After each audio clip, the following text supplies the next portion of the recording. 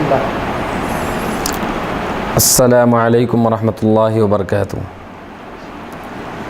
أعوذ بالله من الشيطان الرجيم.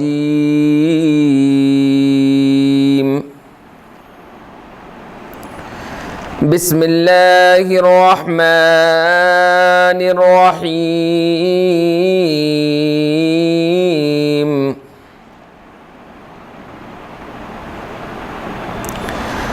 هل أتاك حديث ضيف إبراهيم المكرمين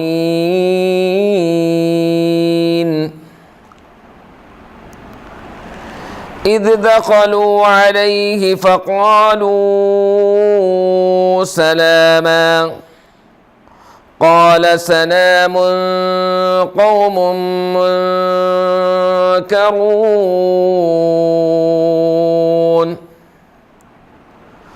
فراغ إلى أهله فجاء بعجل ثمين فقربه إليهم قال ألا تأكلون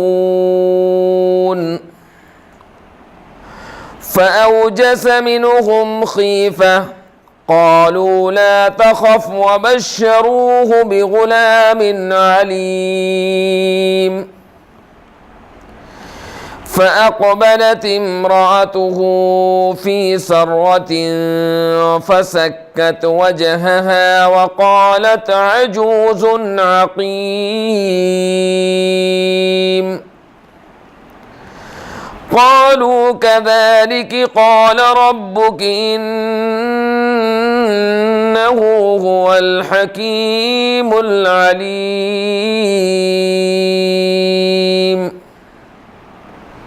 السلام عليكم ورحمة الله وبركاته.